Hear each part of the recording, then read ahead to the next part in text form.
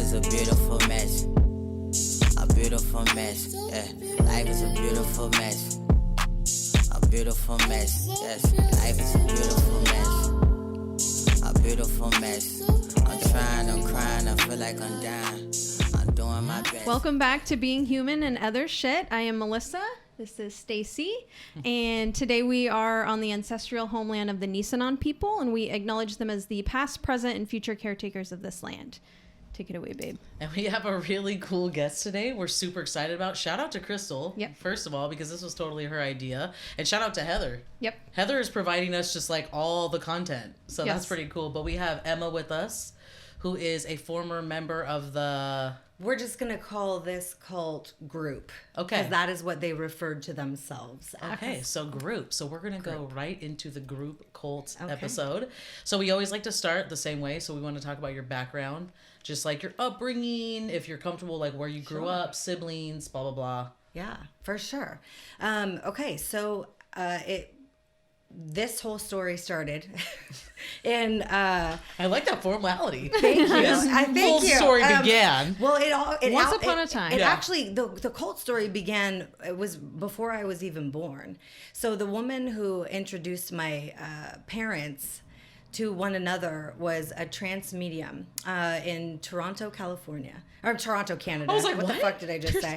California. So in Canada. And this was back in the 80s. So this was during the time period after, like, you know, people had started talking about things like harmonic convergence. And they were visiting spiritual sites and paying more attention to concepts that weren't as limited to the religious beliefs that they had all grown up with.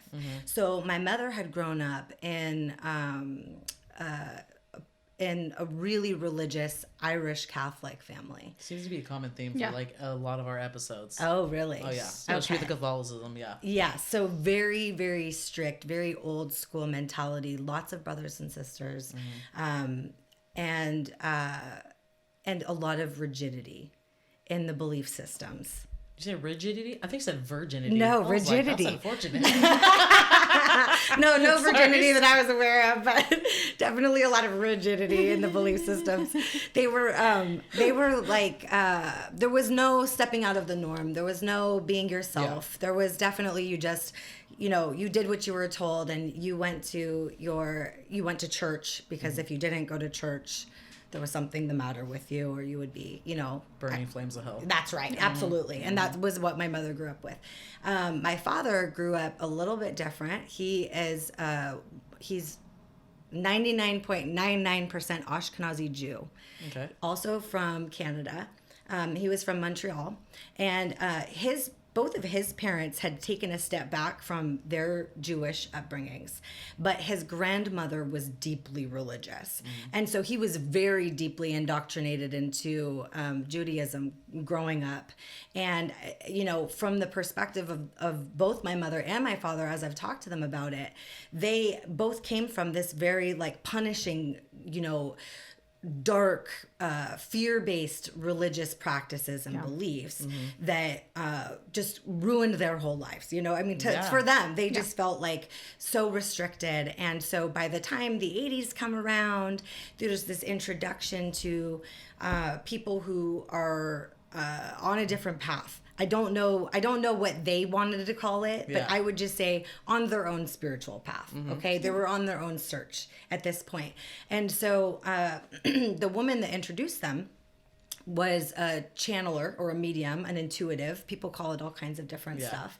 And I had always heard about that growing up. And because of the way I was raised, which was in what I would consider this deeply spiritual cult that had some also harmful belief systems, I avoided understanding or learning about any of that stuff growing up. I actually threw myself deeply into learning about religion and, you know, and the world's religions and cultures and what everyone else had been brought up with and gone through, because I wasn't aware. Yep. I had no idea. The conversation about who Jesus was, you know, and whether this was a real person or not, was me coming home from school asking my mom, I heard about this guy who can walk on water. Yeah. Like, I want to be a fucking X-Men too. Like, who is this dude? Like, I have always, is he real? You know?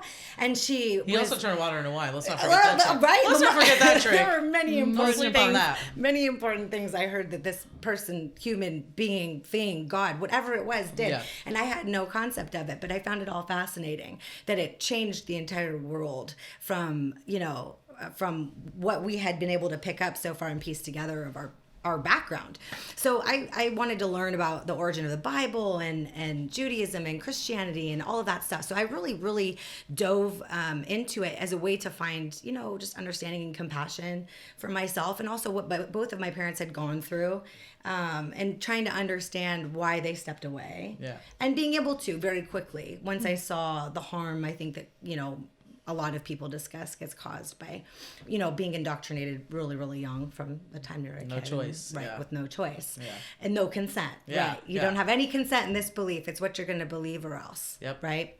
And so, anyway, so they get together and have me first. And my brother came 2.5 years later. And it was about that time period, my mom's best friend had been hearing about, and I'm not sure if she had been attending yet or they went together. I'm a little fuzzy on some of those details still, but they had been hearing about these seminars that were taking place. They were calling them seminars.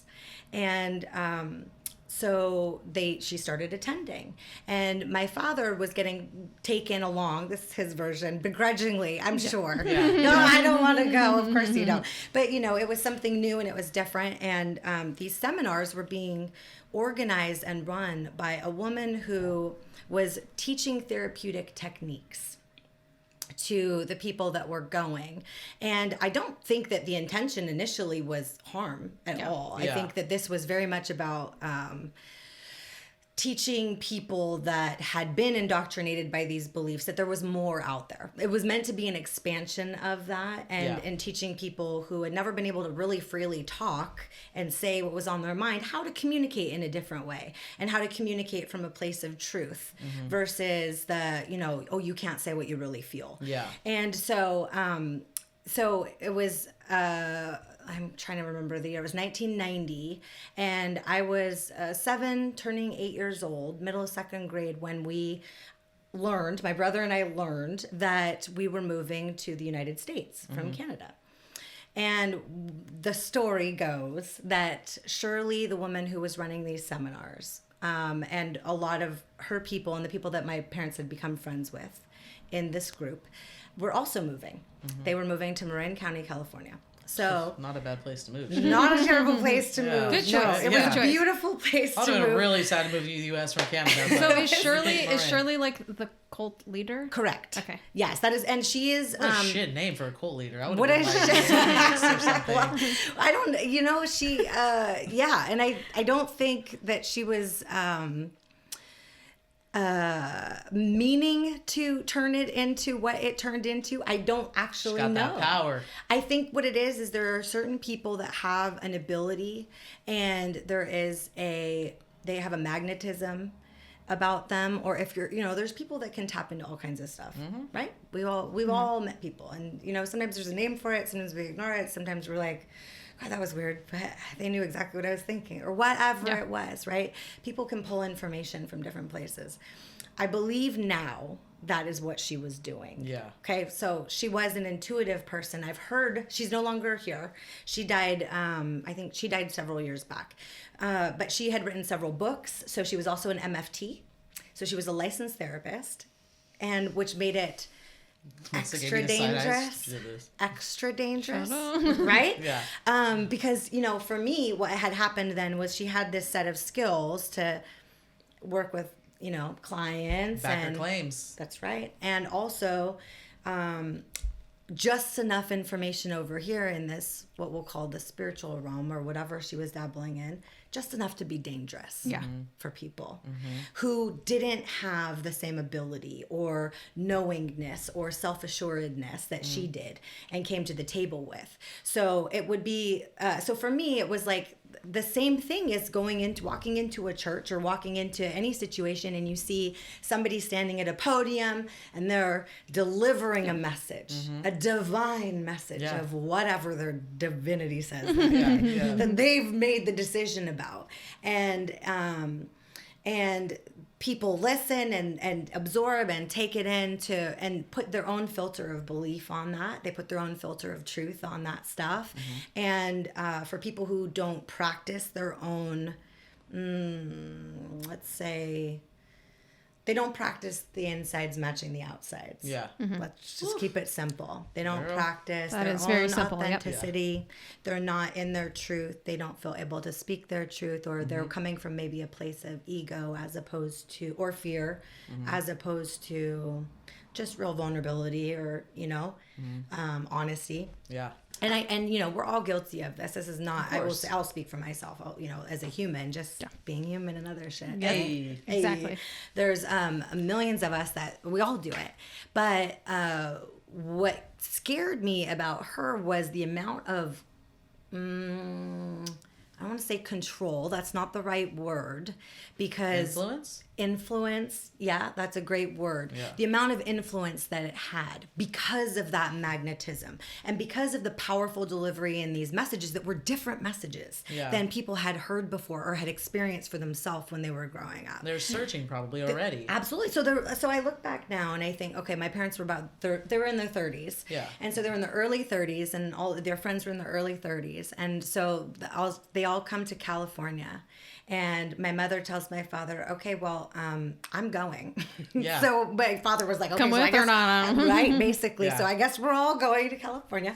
And we get here, and it was my first awakening at understanding that I was in something that was a little bit different than what the other kids in my school were experiencing. How old were you? I was 8. I was like middle of second grade. And it was because I remember being told, don't tell anybody, because it was weird.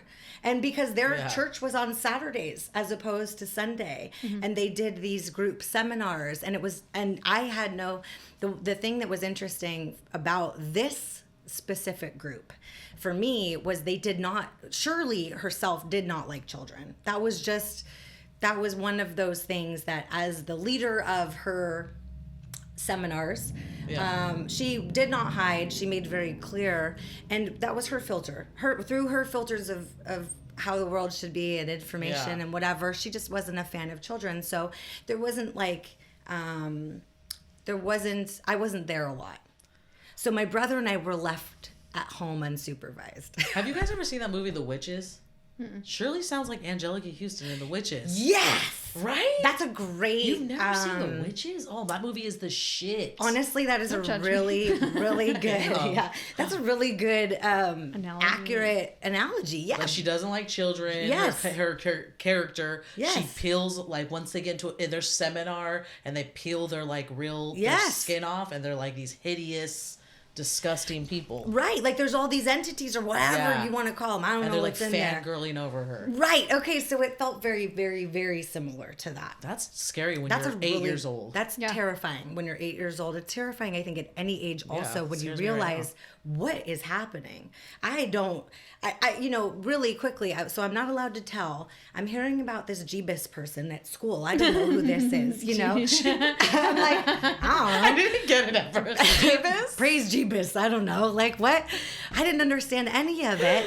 But, and so I have all these questions. And now I'm asking my friends, can I go to church? Because now I want to know, right? Yeah. What's going on? You want to kick it with your friends. Right. I want to hang out. My Sundays are free. Right. This is also before I had come out. So and luckily in the Bay Area, pretty open-minded. And I will say for both of my parents, for my father being 100% Ashkenazi Jew, and my mom coming from the place she came from, they were both very loving about that with me. Good. That's good. That's good to hear. It's probably because of Shirley. You know what I was going to say? Because of Jeebus.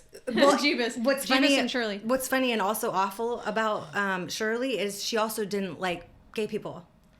So How do you have this whole open spiritual? What's the opposite of rest in peace? Right. She was so for whatever reason, her filter around that was bizarre. She was also in her 70s at the time. So when my parents were in their 30s, she was in her 70s, I think, was when old. she died. Or mid 70s when she passed, but she was probably in her 50s at the time, I think, when she started the whole seminar thing. But whatever her filters around being gay were also included the belief system that so this is where it gets really there's just a lot in there, let's you get know. into it. Okay, so there was no man in the sky with a beard. Okay, that's fine, great, but for her, everything was female. Everything was female. The universe and God was female. Yeah. And it was the universe. It wasn't God. There were very specific language that got used. There was, so there were a lot of men in this group that were very clearly gay men that were all married to women, which was super confusing. That happens all I was the going to time. say, that sounds like 2022. Right. Yeah. It does happen all the time. And but like you were saying, from the perspective of it being a therapist, this open-minded community of whatever, all of this bizarre, rigid beliefs, like old beliefs, you know, that kind of still, I think, were threads from, I don't know, maybe her upbringing. I have no idea. Yeah. I didn't read her book, so I will go ahead and just say that. I was not a fan on Facebook. I was not a fan in fucking real life. Yeah. Like, no, I'm not a fan of that woman, Fuck you, not in Shirley. any way, and I don't really think that I ever would be, just because of that, just because of like the harm that gets caused. I think when your ego takes over and you're making money off of people, and you know, they become dependent on you as opposed to taking lessons or taking techniques that are being taught and incorporating them themselves, right? Yeah. And so that's where a cult becomes a cult, is when people start becoming idolized. And that can happen anywhere. I think that can happen in any religion, really. Yeah, I think it I happens agree. in every religion. I agree. And I think it happens outside of religion. I was going to say, like, I was thinking of like celebrities and certain people that take advantage of their status. Yes. Look at Absolutely. Joel Politics, Osteen. everything. Yes. Like, Yes. Trump supporters, Yes. Joel Osteen. Yes. I don't know if you guys, I know Melissa doesn't, but I like a lot of reality TV and Real Housewives of Salt Lake City. Yeah. There's a character on that show, and this is reality, but they showed her church service, and all her like followers are like, "You're the facsimile of Christ," and all this shit. And it's like, what? Right. Right. Kanye West. Yeah. Right. For real. Well, and this is it. So when people start becoming idolized, there's such a danger in that, because we're just all human, right? Like, unless you're doing work on yourself, at least in my opinion, on a daily basis to like spiritualize your own ego around shit, then what the fuck kind of message are you delivering anyways? Is this just what I feel like would be good for everybody to hear and learn about? Or is it really coming from a place of like, I feel like I'm serving you? Yeah. I do think that I believe that she believed she was serving in some way. I think that I honestly believe that most cults, and if not all religions, like they start with that, right? They start with that, and then they turn into something else. Exactly. And any message can be manipulated. If you look at like, you know, you can take anything good, and somebody with a shit idea can manipulate it and turn it into something dark. Are you talking about my day? I'm so sorry about This feels that. like my day. Feels like you had a bad day. I'm so sorry. But yeah, like, and you know, and that can happen. That can happen for all of us, and that's where I think it becomes our personal responsibility, is just like humans, to go, that belief doesn't sit well with me, or something about that is awry, and just to hold that and know it and trust your own intuition when it comes to listening to other people. And you know what, actually, I think made this really big. I'm not a reality TV person anymore. I did a long time ago, but social media, social media blew all of that up for me about belief systems and stuff. Because as a writer, I feel like it's really important to have an understanding of what you're writing about. We have a responsibility. You know, we all know that the sun rises in the east. If as a writer I start writing a story and I'm saying that the sun rises in the west, you know I'm full of shit. Yeah. Okay, I haven't done my research, and I'm telling you lies. So I feel like it's important to just state the truth, no matter what the filter is that people want to place on it. Yeah. And so social media really kicked up interesting things for me, because there were a lot of people, like you said, who are just celebrities, or they're just they're just talking heads or voices of whatever, and they have an opinion. Well, great, we all have opinions. But when it starts becoming 100,000 followers, and now they're parroting the opinion without having a real understanding, right? Because the person that was spouting off in the first place was not an expert in their field. Nope. Yep. They were Kanye fucking West, or they were somebody, you know. So I'm just, as an example, any celebrity, right? Like, I have the same opinions as a lot of people. I also have differing opinions than a lot of people. But when you have that kind of weight and pull, you know, the shit just gets parroted around.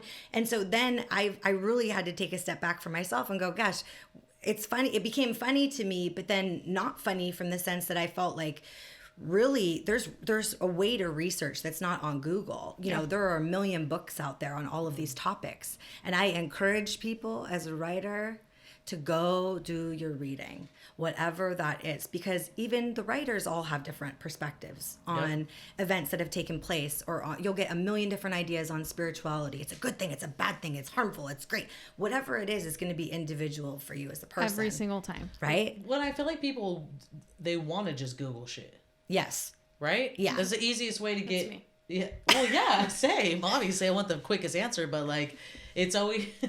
Why does my belly button hurt? My co-host is supporting misinformation. And I don't think there's anything wrong with just that, but what it does is, like, I feel like this is the whole idea behind religion too, is that you get handed a set of information, and then based on whatever our personal experience is and our beliefs up to that point, we put a filter over it, over that information. So if I don't have, and this just goes for myself, when I'm working on writing a piece for, you know, that's like a truth piece, that's something that I want to come from and explain it in the best way possible. I want to have at least 3 perspectives. Yeah. Not even just 2. Yeah. I want to have at least 3 perspectives on whatever it is that I'm talking about here. Because, you know, with religion, and with things like this, the rigidity in the belief systems, period, end of story, make it to where it kicks up fear. And the minute you kick up fear, you know, you have like you can't introduce any new information. Yep. You don't have, you know, and so with new information being brought in, and you reduce your own fear and anxiety, and like, it's just like your own learning process. But most people aren't, I would say, necessarily interested in delving that deep. Or what happens is it's super triggering for people, because to start looking at, why do I believe what I believe today, was really difficult for me. Yeah. One of the most harmful beliefs that I grew up with, and it was actually a therapeutic practice that I believe in today as an adult, as a almost 40-year-old version of myself, not version of myself. I get today what the concept was around taking radical responsibility for your life, and that you pull things to you and all of that. But you tell an 8-year-old those concepts, like, come home crying from a hard day, I'm being bullied, or whatever it is, like, I've scraped my knee, who knows, you know? And and the concept that I would get back was, you know, something was very not nurturing. It was very much like, we came into this world, my brother and I, as our own people, and so we didn't get parented in the same way that normal people get parented. Yeah. We were literally unsupervised, like, oh, I don't know, do what you want. So there was this element of wild. Oh, I was a wild child. I can only imagine, like, things. Zero supervision. The consequences for me were all external, because by the time I reached, I was going to say 13, but I mean, at 10, I was smoking cigarettes, making 1-800 calls. You're from still the in your school grandma's payphone. Virginia Slims? Legit. Like, I was just, you That's know. why you got that voice, girl. Yeah. Probably from all Right. the 10 years of Marlboro Reds to the face. Hey, it did probably. you numbers. Yeah. But yeah, the harmful beliefs were that, like, you know, well, you know, you did this to yourself. You chose, that was my other favorite, was like, well, you chose me and your father. You know, these were the kinds of answers that I got. Like, what the fuck are you people talking about? You know, I did not choose you. I was like, I would have never. I would have never. Yeah, a million times over. Like, no, I didn't. Are you crazy? Have you met you? You know, like, no. And so there was always this crazy push and pull, especially between my mom back then, because she was like she was super into it, like super believer. And I get it. And I do believe that, like, you know, like a lot of things, right? So there was bad that came with it. But for her, I believe that at certain points, it probably saved her life. Yeah. Because she had been, you know, dabbling a lot with alcoholism and on and off. And although she was amazing and always has done amazing work in the community, you know, had her own struggles, right? Like we all do. So at certain points, taking that radical responsibility for herself was amazing. And then because some of the, I don't know, therapy that should have taken place didn't happen. This happened, these seminars and stuff happened instead. There was a lack of how do you know, I can say I have this shit belief and I can try to remove it, but unless I've replaced it with something else, or unless I've learned how to be a better version of myself, I'm just going to fall back into my same old behaviors, right? I kind of feel like that's how most of these stories start. Yeah. Right? It's like I'm searching for some. I mean, I actually read this thing the other day that said typically people that are like Catholics or big in Catholicism are people that need secure attachments, routine, because it's like, you know, you're doing the Hail Marys and you're confessing your sins and you're made to feel guilty. It's like, make me feel better by giving me this task that I can complete by saying 100 Hail. It's like that routine. Yeah. But I feel like this is the typical way these stories start. People are looking for something and then they get obsessed. Yes. It's also a porno star. Every single one. Every single one. Was there any part of like the cult that you enjoyed or like or appreciate or even carry with you today? Yeah, for sure. So because I'm not here about bashing people either. Yeah. Like I fully feel like although some of the shit that they said and did was crazy, and just like everybody, like I saw people talking these you know, so spiritual. Well, for me, what that meant was like, you're weird and you hug too long, or you're somebody who comes in and says all these things, but then does all the other stuff at home. Yeah. That was my concept of what being a spiritual person was. So I was just disgusted by even the word. Like I couldn't even handle it. But one of the things that they did do, because they were very into alternative ideas, right? So movement, ritual. The idea of ritual, I think, is not a bad thing for humans if it's used in a positive way. But like, we're not cookie cutters. You can't like square peg round hole it for all of us. We're not all going to feel the same magic, right? Like in what we do. So they had a woman in group who is a choreographer. She's a beautiful dancer. A gorgeous story from New York City, and she came here and started a dance company. Yeah. So they were all involved in dance. And so I got involved in dance because I was getting in a lot of trouble. So it kept me out of trouble for a little short period of time. Unsupervised. To where I could be supervised, you know, a little bit. Yeah. And then I did learn to do I learned tap dance. I learned belly dance. I learned jazz. I learned I know the shuffle step. Right? And we did fun things, like we performed at the Palace of Fine Arts a few times. And yeah, so it was a good time. So that was one of those things that I would say came out of it that was important. It was like an important thing I never would have done. Yeah.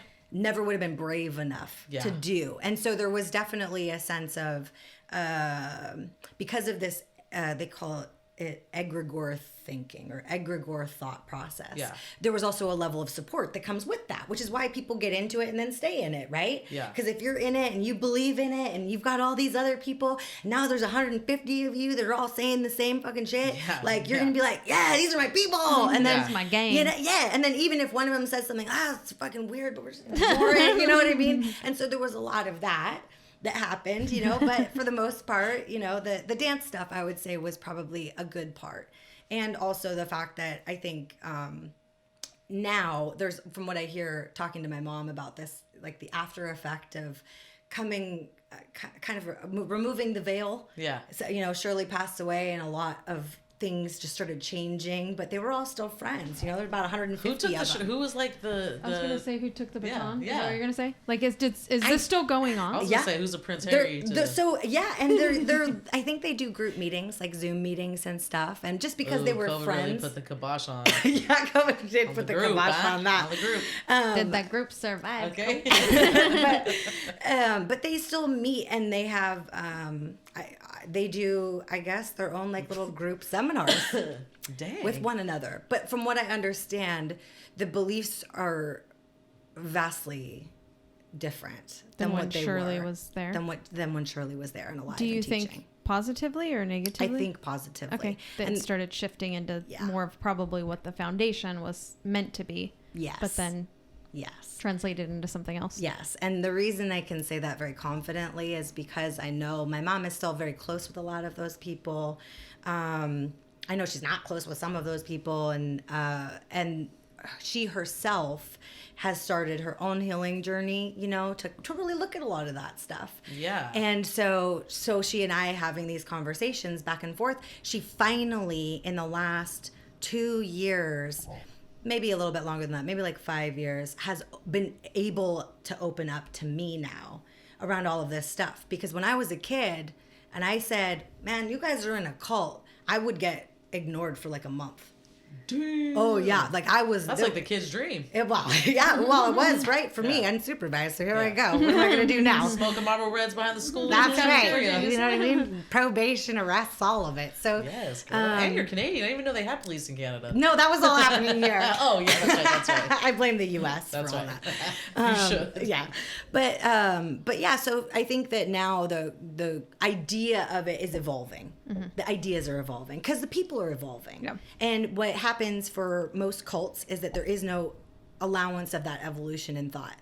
Right? Yeah. Same thing with the religion being taught the exact same way it's been taught. Yeah. There's no evolution for the people. You can't evolve because your beliefs are never allowed to evolve. Yeah, you're here. Yeah.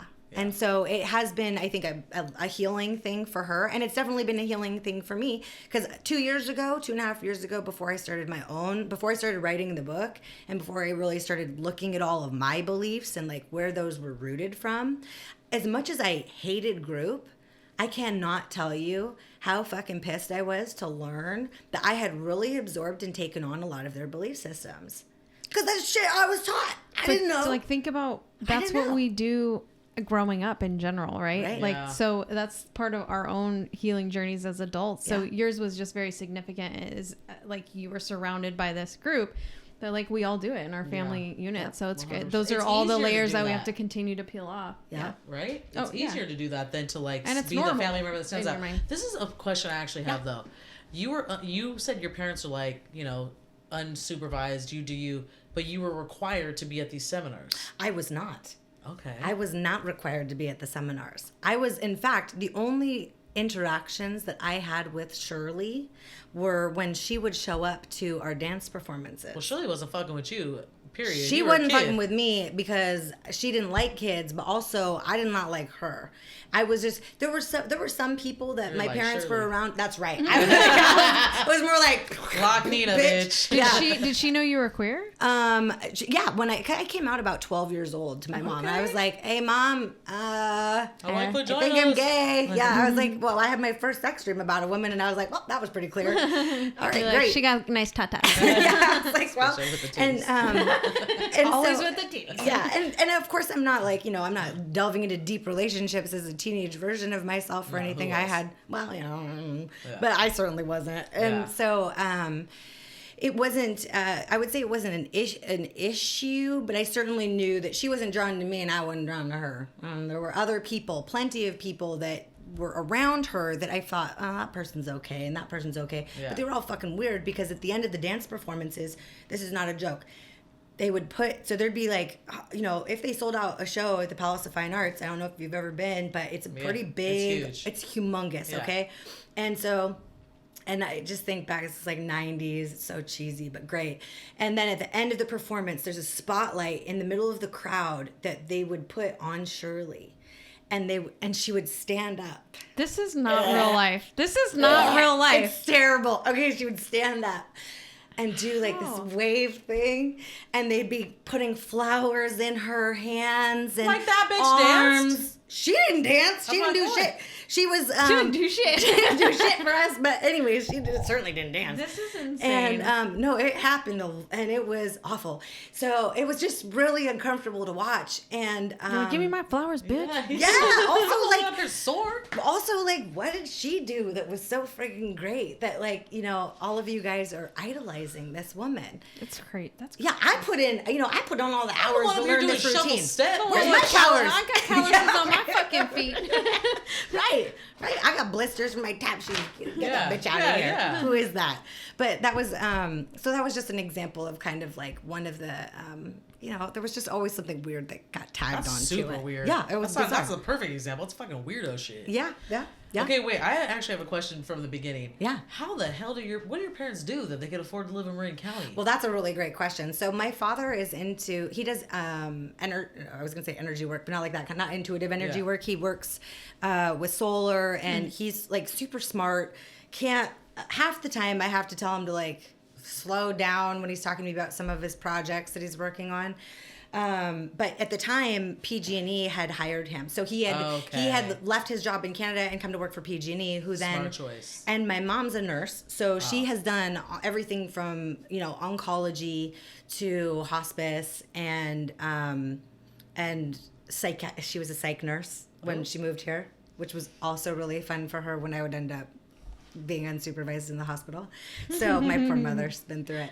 But so they both had like regular jobs, just doing the regular thing, and all the people in group did too. Doctors, lawyers. Oh yeah, that's normally how it they is. were like, in Marin County too, right? Yeah. So like it was they had money, but when we moved here, we were renting a place, and it always behind. And then it was pretty soon after that my mom and dad broke up. So they split about a year after we all moved here. And my brother and I stayed with my dad. Did they stay in group together? I was gonna say, yeah. My dad exited group pretty shortly your thereafter. dad. And then my you guys mom went stayed. with your dad. We stayed with my father, and my mom moved. She bounced around like 8 times. I think she moved 8 times in 2 years at one point. So I didn't see her for a little while, a whole lot. She was very involved with group, and they met twice a week. So there was not, and it was always on Saturdays. So there was not a whole lot of flexibility in that schedule, I think, for like a kid, for like, doing weekend stuff or whatever. But so yeah, they were just normal, every account, normal people who, fell into. I bet your dad couldn't wait to get out. Oh, he hates it. He was like, we broke up. He's like, I'm fucking out, dude. I'm quitting you and I'm quitting Shirley. It was actually very much like that. When he tells me the story, I kind of chuckle to myself, because his version is very much like, I never wanted anything a part of it. But I'm growing up, and I'm like, but you were there too. Yeah. Okay. Yeah. Dad, I remember. And I mean, like, you guys were person. old by the time, older, 10, 12, you said, by the time he got out. So it's like, that's a lot of years. Yeah. You moved your family, like, I mean, he had to kind of be into it. Right. Like, okay, Dad, okay. But I get it. But I appreciate. We appreciate you leaving. I appreciate that he left, and he saw people for, we all have our stuff, but he saw things like I did. There was a hypocrisy involved there, and there was some dangerous language being used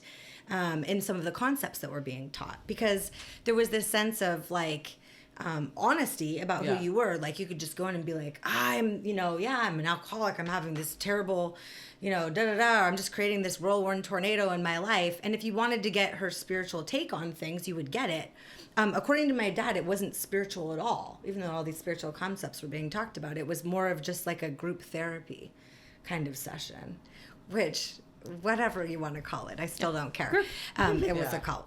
And but you could get these concepts, but then there was no censoring people. There was no kicking people out if you didn't believe or you didn't agree. It wasn't like that.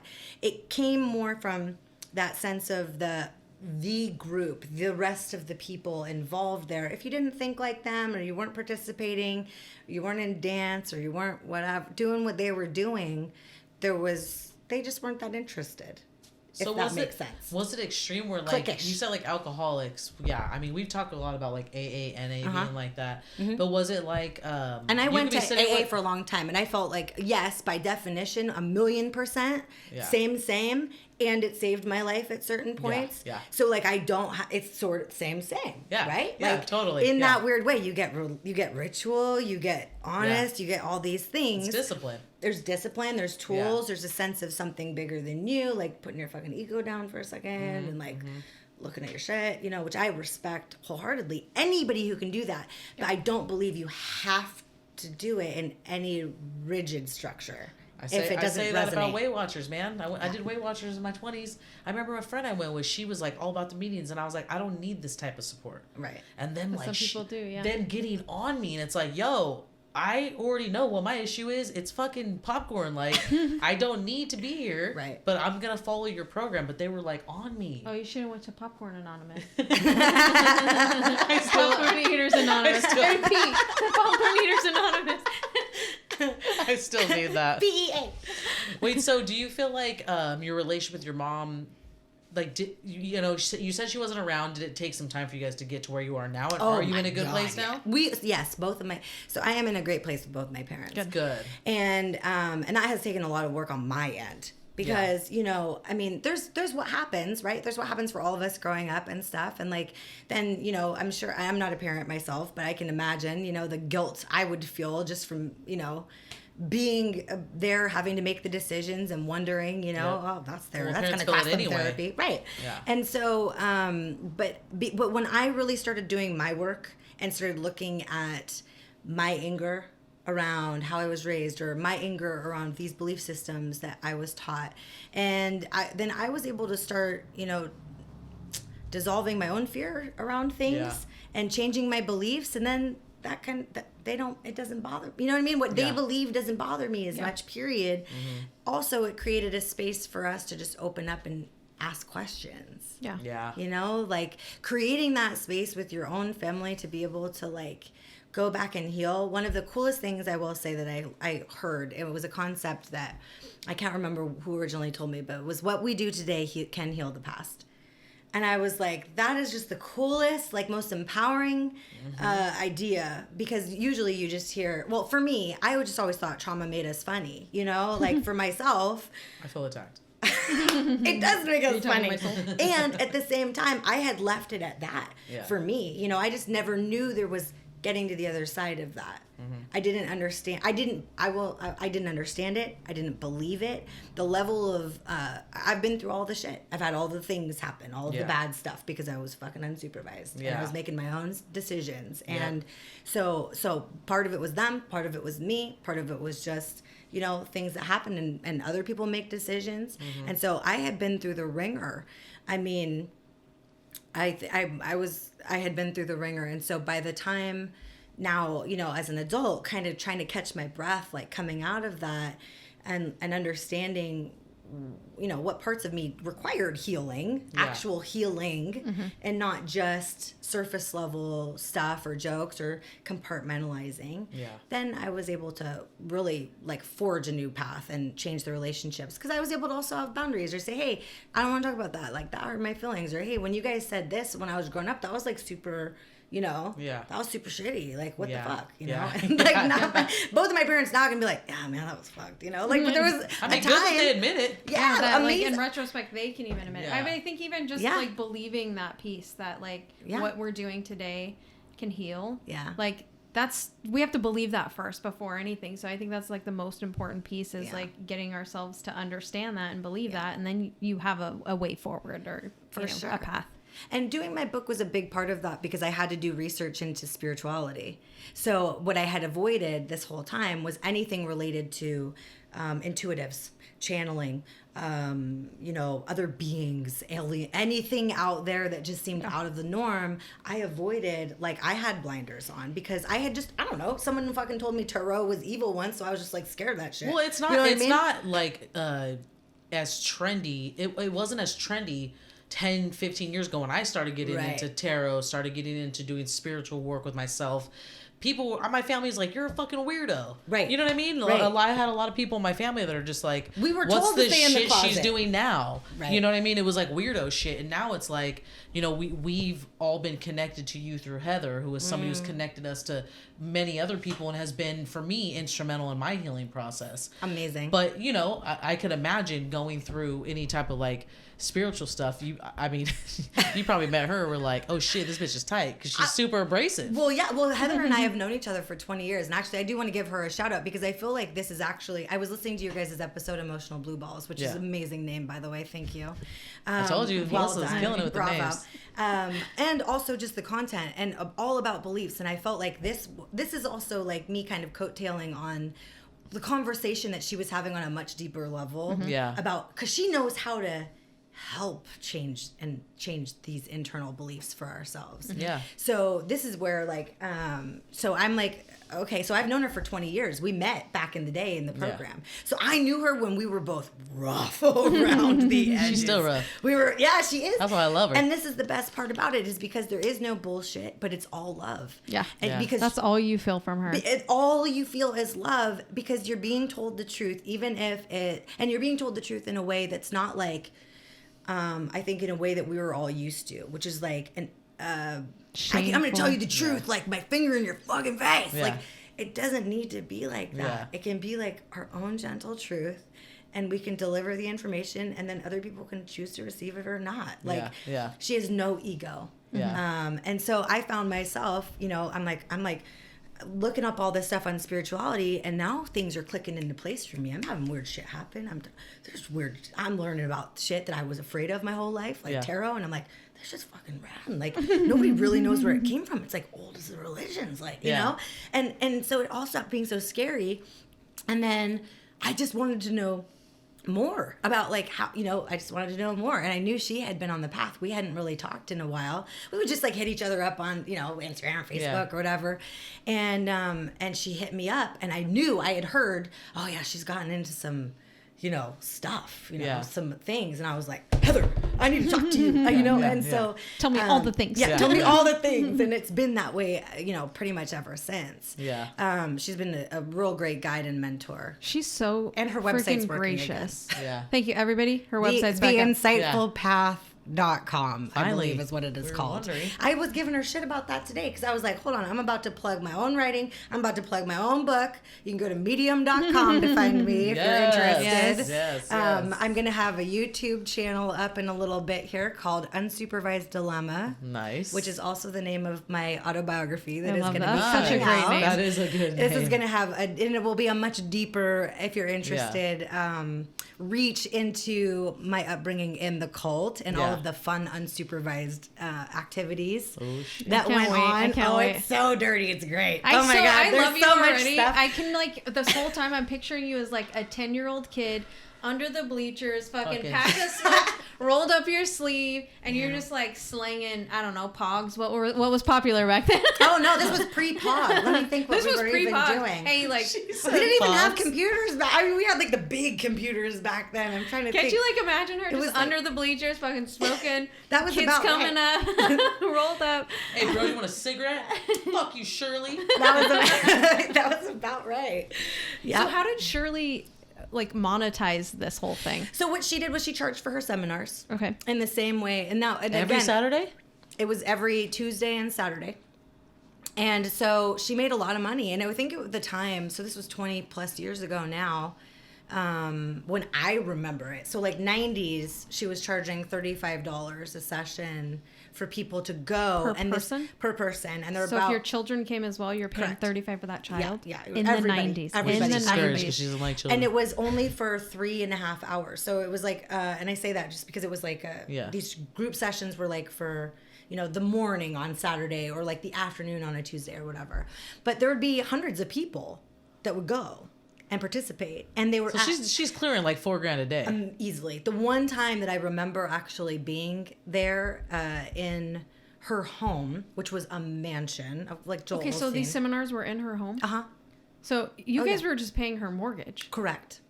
And some. Yes, and some, and plenty more, I'm sure.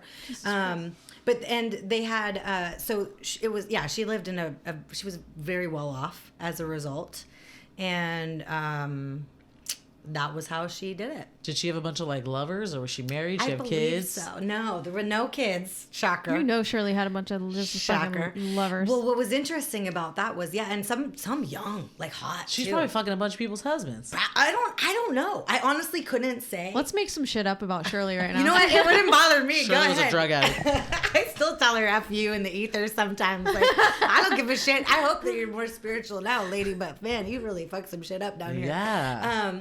But yeah, like, I showed there were definitely, it was incestuous. Like any group of people that are into this certain stuff, right? Yeah. They all dated each other. Oh God. It was like an incestuous cesspool of like ego and alcoholism and people parroting spiritual catchphrases that they learned, and then going home and being disasters. But she made a lot of money from it. So Was there a lot of alcohol and drug abuse? yeah, within the groups there were. Like heavy drugs? Yeah, sometimes. I mean, I definitely, there were certain people. So there were cliques, within cliques. And some of the people that came, because there was no censoring or anything like that, you weren't like told you have to act a certain way or look a certain way or do certain things. There were plenty of drug addicts that went, there were a few that died over the years. I remember one gentleman I grew up with, he moved here from Canada with us. And he drove himself off a cliff after leaving, I think it was the 1 a.m. club in Marin just like a year or two ago.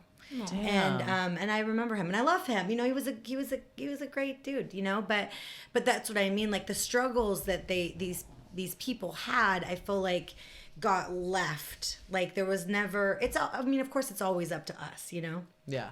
to do our own work and stuff. But yeah, and another woman who I know of was on and off with just a lot of drugs. I think heroin even. And also very wealthy, had a lot of money. Again, these people I think came from money a lot of the time. Yeah. And so, they're seeking for a reason, right? Yeah, of course. And so if you don't have all of the tools or you're only getting half the information because now you're dependent on someone else to fix it for you every Tuesday and Saturday. Yeah. Instead of doing it yourself, what do you do? I mean, it's the same thing. People that just go to church on Sunday. Yep. You were speaking to it kind of a little Yeah. bit earlier, and then they live a whole different life Yeah. throughout the week, and then Yeah. Sunday rolls around at least from 10 to 12 or whatever, whenever Jesus decides to speak to people. Good old Jeebus. And it was but it opened up my my perspective to talk to my parents now about all of this stuff. Like I said, a couple years ago, I would have been such an angrier version of me talking about these people, and now I can find like humor and funny things and joy. And writing the book has actually been really, really fun. Oh, I'm sure it's Oh super my therapeutic. God. It is so therapeutic. Yeah. And and again, it's not meant, it's like, well, we can make trauma funny, you know what I Yeah. mean? So like I do it every day. I do it every day too, like lightweight, like here you go, people. Yeah. But one of the until this point, the only thing that I had held on to really is like my own belief about religion and cults and belief systems and trying to let go of my own anger around it. I had this teacher at Sac City, and I didn't go to college. Let me just preface, I have like 12 college credits. Yeah. This is one class that I took, and this man's name was Tom Bruce, and he That's looked like unfortunate. he was from Those are two first names, guy. Tom Bruce. He looked like he was not of this planet. I can't even describe it to you. He Like a looked lizard man? like he looked like the He made that Undertaker name. or something, or like he was from the. I don't know. He was very tall, but he had a very easy presence about him. He was Yeah. very loving, right? And he taught this. Just roasting him. He taught. No, he was cool, but I was too. He did not look like he was of this planet. He was like 6.5 feet tall, and he looked like something out of the Addams Family. I swear to God. But Listen, I just went straight to it. that's perfect. All we needed was his name. I don't give a fuck Right. if he's loving or anything. Fucking Tom Bruce. Who has two first fucking Yeah, names? yeah. Good old Tom. But he had taught this death and dying class, and as part of his curriculum, he wrote a quote in the beginning of the class. And the quote was, "A religion is a myth that is shared by many. A cult is a myth that is shared by a few. love is a myth that is shared by two, and insanity is a myth unshared. Damn, And I Tom was just fucked like- my whole shit up. I was like, Never loved anybody. Tom wow. Yeah. Here's why I like that. Yeah. Because now we're talking about we're talking about the basis for everything that we do. Religious, cultish, just thinking in general. Yeah. And I appreciated that because it took I took a lot of the generalization and labeling out of it for me. You know, I feel like it's funny, you know, I'm traumatized from being in this weird cult, but a cult is really just like the definition is just having religious beliefs that aren't as popular. Yeah. That's all it is, you know? So it's not as popularized or as accepted as others. So my perspective on it has grown as I have grown with it.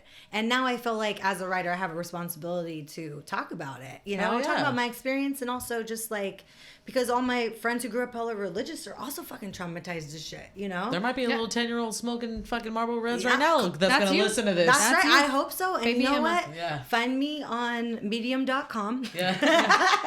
If you would like a healing perspective on what it was like to also get on the other side She's of like, that. God damn, let me put this Sarah down. So, book-wise, how far along are you? I'm a halfway through my Oh, memoir, and I'm 3/4 of the way through the supernatural fiction book. So these are going to be fun. So I'm working on a YouTube channel that I'm going to do short. They're going to be like 5-minute videos. Yeah. But I'm going to do short reads for people.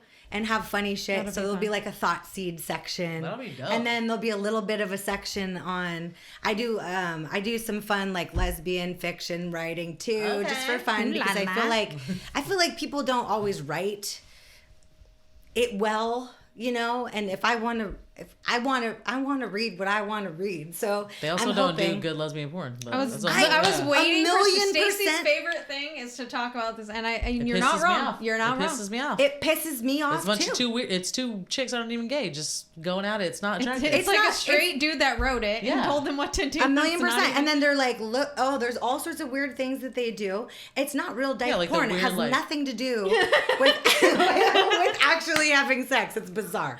I don't I wish understand it. everyone that's watching this on Spotify could have seen Stacey's face. Go to YouTube. There's like a stream of saliva. I'm like, stop. Hey, they're all.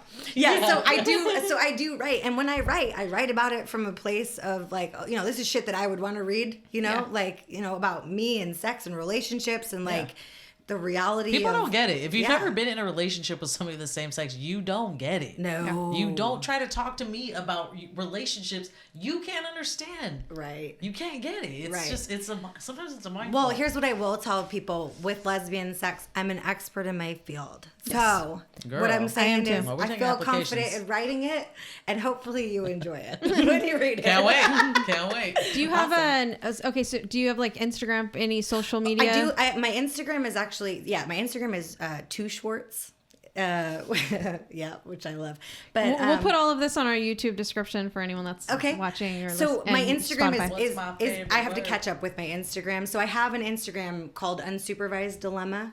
I love that name so Yeah, much. I do too. We're changing Thank this you. episode. Thank you. Yeah, can we name this episode? I that? would be honored. Okay. Yeah, good, so because good, that's the name of my book, that's the name of my YouTube channel. I do have an Instagram, but it's old stuff on there that I need to update right now. Yeah. So as things are getting going with the YouTube channel, which is also called Unsupervised Dilemma, that's going to be going up in the next 3 weeks for people who are interested. That'll be good timing because by the time this rolls out, I think that you will have that going. Awesome. So, yeah. Wait, so I have a question. I actually have a couple questions. Yeah, And yeah. before we end, Crystal, I will ask her some of your questions. Yes. We'll get to Chris's question. I only have two more. Okay, so how did Shirley recruit new members?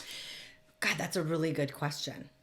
And one, to be honest, I'm not sure. It was probably her people. I was like, it's probably her like followers as well, right? Like I would imagine. I would imagine the same thing, right? So sort of like the same way you kind of find Heather. You find like a person who is talking about or I don't doing even like something. the person who referred me to Heather anymore, but I love Heather. Right. And so sometimes there's like shit that happens, right? Where you're like, oh, okay, I'm hearing about these seminars. Like my friend came out, they were glowing. They were so happy. They had this magical, mystical experience, because they grew up in a household where they were never allowed to tell the truth. And this woman would stand right behind people and speak for them to give them empower them so that they could... I know. Oh, I hate Surely. you. I know. I don't even like talking about next it. Tuesday. But some of the people that were there, helping support, are some of my most favorite people that I grew up with. Yeah. They're they were always kind to me. Yeah. They were always loving towards both of my parents, even if But they were there for the shitheads. right reason. Yeah. They were doing their work. They were there for the right reason. They were doing their, you know That's what I how mean? It works. And can kind it's of only the leader that's the psycho. right. Right. Yeah. What do you? Okay, so I'm trying to imagine. Like, do you have a big family in Canada? Yeah. So I'm trying to imagine your mom and dad telling your Canadian family. Oh, I don't think they hey, ever we're did. moving to Marin County to Oh yeah. follow Shirley. Oh, my mom's mom was pissed. Oh Yeah. my God. Yeah, no. So my They dad. took you from your family. Well, right. There was that. But my mom was fiercely independent of her family because of the way she was raised. And she was so anti-Catholic. And she goes, when she moved out of her house, she goes, she didn't tell her mom she stopped going to church until she was 30, until my she gosh. had me. No, that's a real thing. I used to have these neighbors upstairs. No shit. They lived above me probably for 3 years of the almost 9 I've been here. Both Catholic. They had been there probably 7 years when I moved in here. Uh-huh. And so 10 years in that apartment. And when the parents would come, he would call my older roommate and be like, hey, can I come crash on your couch? Or he would go to a friend's house because they could not know that they lived together. Oh, yeah. 10 years before they got married. In fact, my earliest relationships, I was never allowed at family gatherings or anything like that because of just, my girlfriend's parents would be like Southern Baptist or something and pray for us to meet nice men and both get swept away on a white horse or whatever. And Ooh, I'd be girl, like, so I'd be like, get thanks your for the MRS. prayers, like thanks for the prayers, but Yeah. I'm good. Yeah. But yeah, so, That's crazy. Okay, Crystal. Shoot off the hip, Crystal. Crystal, some of these won't, after now hearing this, I won't ask. So sorry, Crystal. I know we weren't sure what kind of cult this was going into it. Crystal is asking, what was the most far-fetched thing you did or were a part of that you justified while in the cult that you now realize was wrong? And I know you were young, so I don't know. And maybe this is even one of your parents' experiences, possibly. I would say that probably more for my parents, this question, which was, I mean, that's a fantastic question to ask. Yeah. Some of the most far-reaching stuff. Let me see. I mean, moving from Canada. But I mean, being willing to uproot your entire life and family and careers and everything because you have to be with a certain set of people, I would say is one. The other thing that I would say is following the belief that you have children that come into this world as already like independent, like they don't need or require guidance. Do you think that your parents would have had kids if they had met Shirley before they decided to have you two? I think that they wouldn't have even gotten together if they had both. I don't think my dad probably would have ended up there. I think my mom would have, and then I don't know. I doubt it. That's a really good question. Probably not, because that wasn't really supported. Shirley didn't like kids. She didn't like kids, and my mom was dancing. She was busy doing things. She was working full time. You know what I mean? Yeah. Like, she had shit going on. So my guess is probably not. I don't think that she would, but I would say that the belief system that they came from, where you could literally sit down and tell a child, like, well, sorry, kid, you brought this on yourself. Like, it was just like... Your parents are asking you, like, what's for dinner? You're like, what the fuck? Right. Nachos? I'm in the 4th grade. I want the cigarettes I stole from you. Like, Yeah. I don't know. Like, Eat this. Okay, remind me, you have a sibling. I do. I have a younger brother. Was it younger? Okay. So how was, and you don't have to share his story, but like, is he on his own healing journey with all of this, or how? I think he's starting his journey, him and my mom. So my mom, so he's now married. He's got kids, my mom's a part of the, like, my niece and nephews here in California. They're down in the Bay Area, like hanging out. And because, my mom has changed, a lot, there's a different relationship completely today. Like, she's super involved with my niece and nephew, like comes over there, I mean, probably almost every day, like to be in it. And I think very, very much changed as a result of like her growth. And so my brother, though, growing up so part of what happened was I was told to lie to everybody about the cult. So I didn't say shit and I didn't tell a whole lot of people. Yeah. I told my brother because I realized at a very young age, probably about, 13, like, fuck, it's just me and you, bro. Like, Yeah. I gotta take care of you. And he's 2.5 years Just younger me, you, than and me. Jeebus. That's right. Me, you, and this Jeebus Whoever this person. Jeebus- He can fucking walk on water or We whatever can walk he on do. water, dude, I don't and know. But drink I wine can't and do smoke that. But cigarettes. I know I gotta take care of my little brother and make sure he's okay, Yeah. And part of what I did, because I did step in as like that role, probably a more mothering role for him, was to try to shield him from a lot of what was going on. So his story, and I won't share a lot of his story, but I will share this because he has shared this with me. When I moved out, it was like that veil that he had been given by me got lifted because he was still living with my mom. Yeah. And now he's older. And I'm not shielding all my mom's shit from him. And he told me he picked up a book one day that was titled The Truth. And it was by Shirley. By Shirley. Lewin. Yeah. And it No was last so, name. and he said he got so angry he started crying. Oh my Because gosh. how could our parents be so indoctrinated this way? Yeah. Like after what they had grown up with, and then he knew all of the chaos and everything that we grew up in. It was like this. This is the best. Did you ever see the movie Freeway with Reese Witherspoon? I swear I've seen that movie. Okay. Well, we have a yes Yeah. over here. She knows. She's shaking her head that she's I seen it. highly recommend if you want to know a little bit more what that means, just Google the images from the movie and that will give you pretty much a picture of what Okay. I was like growing up. Okay.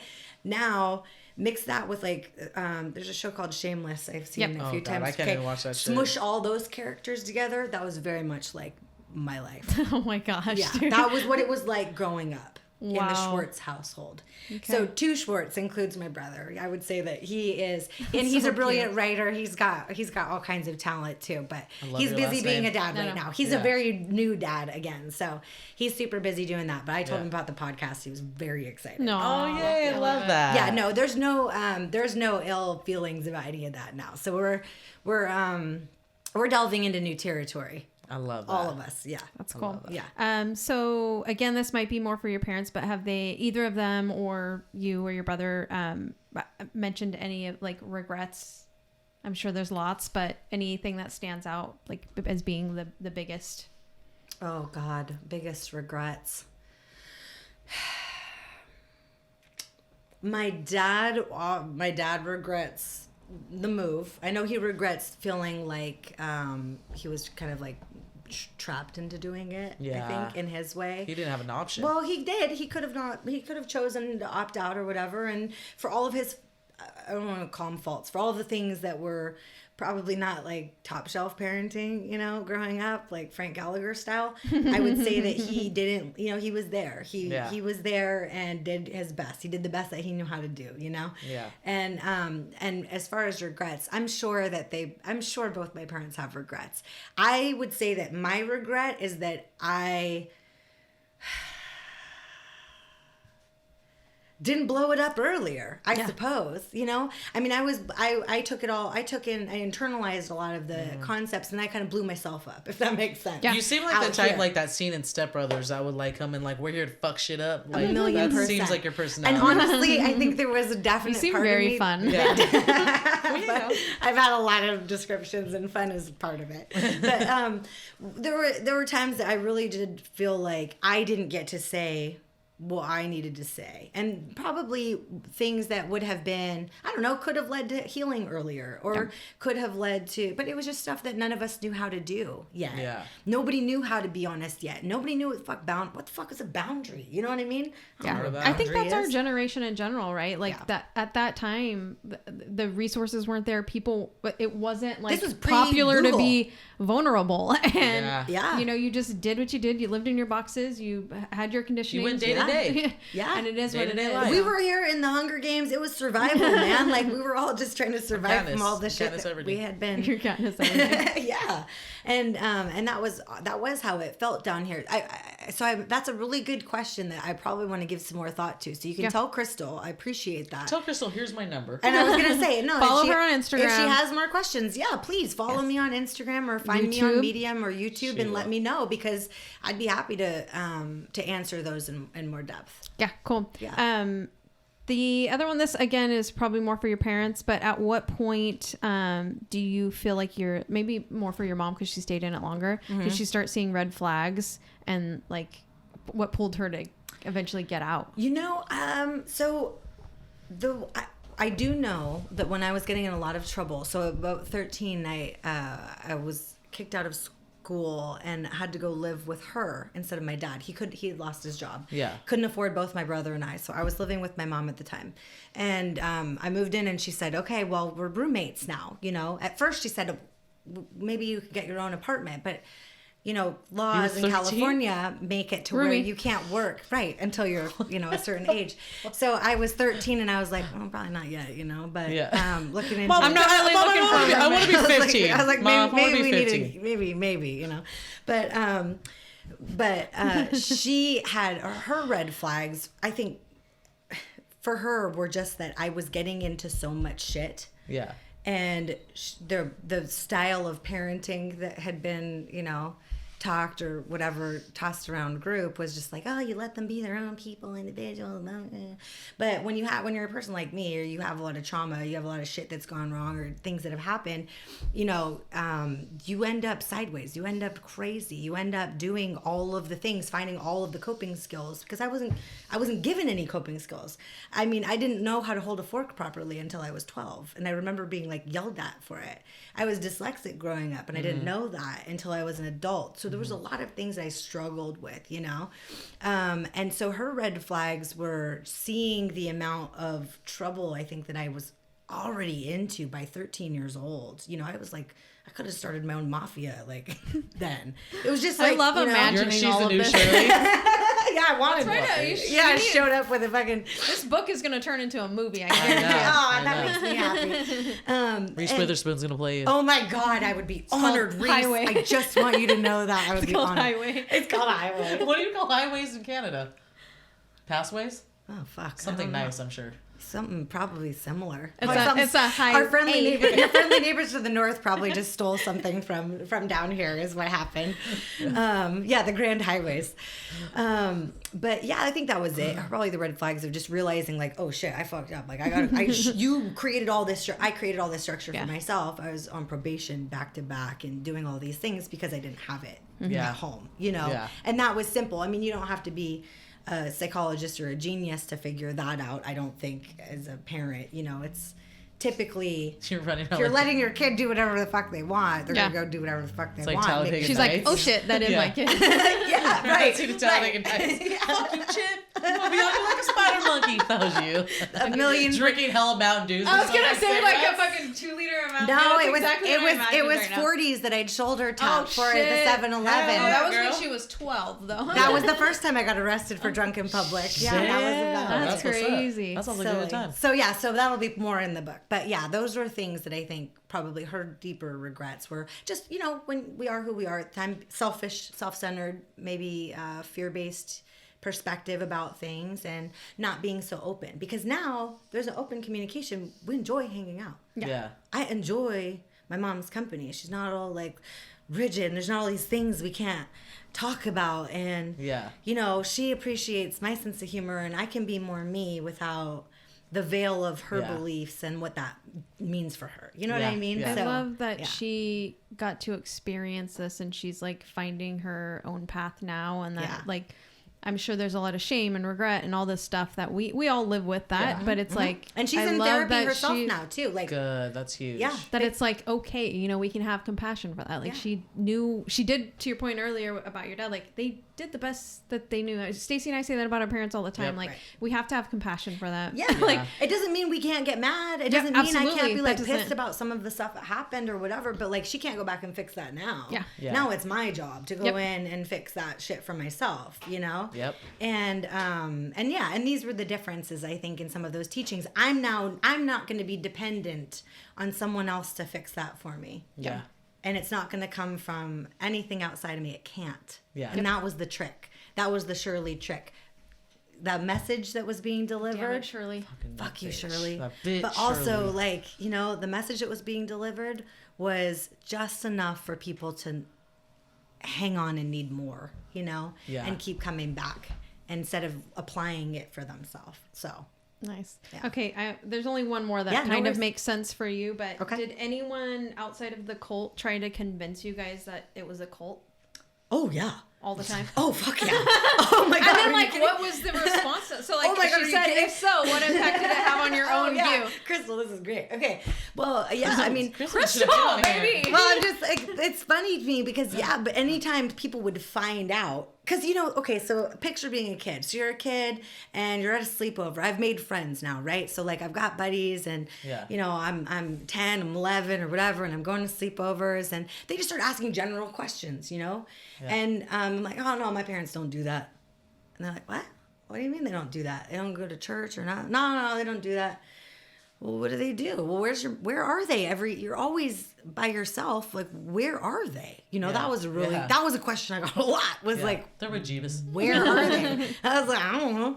I dance with Shirley. I don't know. And a lot of the time it was at group, and I didn't have another name for it. Yeah. I couldn't call it anything else. So if people said, so I'd say, oh, they're meeting with their friends or something like that. There was more questions They that probably came thought out. your family were swingers. Fuck yeah, I'm sure they did. They're probably like, they're Who knows? polyamorous. But they might have been. Anytime it came up when I would talk about the belief systems, even if I was a kid, so I was trying to come from the place of like, well, it's like religion, but it's more spiritual instead, you know, like just trying not to be the weird, you know, odd man out. But when they started asking about specific beliefs, which is what everyone really wants to know, like what kind of weird shit are you guys into? Yeah. Like, Fucking devil worshipping? There is some weird fucking shit that these people believe. So like, what is it? And so if I would, when I told people, they were like, yeah, it was like, uh-oh, what's going on? Yeah. Weirdo, we don't do that. That's too weird. Like, even for progressive Bay Area and Marin County at the time, I had a lot of people tell me like, oh yeah, that's a cult. Just my friends "What's a or cult?" teachers when they found out, you know, like that my parents were into some Teachers are weird ruthless. seminars or whatever. Yeah, sure. Yeah. Did Shirley ever kick anybody out? Not to my knowledge. She was like, bitch, I want everybody's Hey, money. but to your point earlier, right? It's like the group would kind of kick people out unofficially. It would just make them feel not That's true. wanted or like. I saw a lot of that, and that is something that I witnessed myself. I hate to think that I would be like that, but I'm sure there's been times in my life where I've been a fucking asshole too. You know, just like into whatever I was doing and into my beliefs and. You know, actually, that's very true. When I was a younger version of myself, I was an absolute asshole because if I didn't believe if your belief system just didn't resonate with mine, it wasn't that I challenged it or anything. I just disregarded it altogether. She's all, I didn't respect boring. it. I just didn't That's respect sick. it. You know what I Yeah. mean? And I think that is something that this whole entire world is guilty of doing. Every To each single other. one of All us. of us are guilty of doing that to each other. But from the group perspective, this is something that I've been learning about because I've been researching for the book. There's a lot of books that have been written on egregore thinking or egregore group thought process. Yeah. It's deeper. It's like the CIA Dude, I fucking experiments. deja vu this. It is good shit, you guys. I highly recommend if people are interested in it to get in it because it really takes it from... It just takes it to a deep level on how easy it is for all of us also to fall into that kind of stuff. Like we could all, everybody in this room we're all spiritual, we could easily be, fucking grouped into this like weird way of thinking, the same as Catholics and Christians and Baptists and everything else. Yeah. I mean, all of these being human and other shit followers could be part of a cult. It's your mom and my mom. Yeah. That's pretty much it. Are you kidding? I'm going to get my mom involved too. Yes, Mom, please. We're in this cult. It's the moms. Welcome to your new cult following. Okay, so before we started, we were talking about documentaries. So you said Holy Hell documentary is the closest, probably the closest representation of what you've gone through. Okay, so yes. anybody interested in watching that Holy Hell, wherever you Google it, I don't know. I don't know what it's on. When I said watch Wild Wild West, it was, I can't ever say his name, but it was about a cult that formed, I think, in the 80s, and they bought like a lot of property in like a rural part of Oregon, Uh-huh. and they kind of took over this little town. It's so interesting. It's, I think, a docuseries on Netflix. I cannot wait. One of And my it's best the friends same. was It's a telling me about this. spiritual cult. Okay. So it's like they all praise this like yoga teacher. There's Yes. orgies and Yes. there's like drug use. It's insane. It's Okay. so good. Yes, so Yeah. excited to So watch. like Friday that. nights. Okay, great. Yeah, like great normal group Friday nights. Friday night. But yeah, and the other one that I would say for people just to get a gauge of what it actually means, you know, the definition of a cult again is just people who have spiritual beliefs that aren't as popular. So I watched Waco when it was out on Netflix, and that was a real good one for me to watch. Kind of have a little bit more of a compassionate take on not generalizing so much, you know, Yeah. when people identify with certain things, because it was a good example of just like a group of people who believed certain things and the government was pissed about it. So I remember was like, when whoa. that shit was going down in the 90s. Yeah. I remember like the watching But we didn't the have news. the full story then. I didn't know then, remember but I watching know the now. news and Yeah. the freaking helicopter, and it's like they're all laying there. I was like, Yeah. oh shit. I was like 9. Yeah. Yeah, that Yeah. shit was crazy. That's insane. Yeah. But I don't know. Do you have any? This has No, been this like is really good. so mind-boggling. I hope this is part 1 of like 50. Oh, with you. thank so you, guys. Please, Yeah. just like Heather, please be a repeat. Yeah. A repeat You can just give guest. us little like tastes from your book every Okay. time. I'd be happy yes, I to. love it. But Yeah. thank you so much for sharing your story, or at least pieces of your story. And I can't wait till your book comes out, and we're gonna follow your YouTube and Cool. Instagram. Tell your and- YouTube again one more time. Okay, so the YouTube channel that is coming out is titled Unsupervised Dilemma. Just like the name Just of like this the And then name of episode. it's this medium.com. Medium.com is a great platform. Yeah, it's the platform that I write on currently. Okay. So it's got a little taste of a little short stories. It's cool because if you're a person who's busy, which most of us are these days, and you don't want to sit down and read, something that's going to take 35 minutes, people post shorts. So a few things on mine will say it's a 1 minute read, it's a 2 minute read, it's a 3 minute read. So you can go in, thousands of writers. It's basically medium.com is a free app, and it's the YouTube for writers. Cool. So for people who are aspiring themselves, get on it,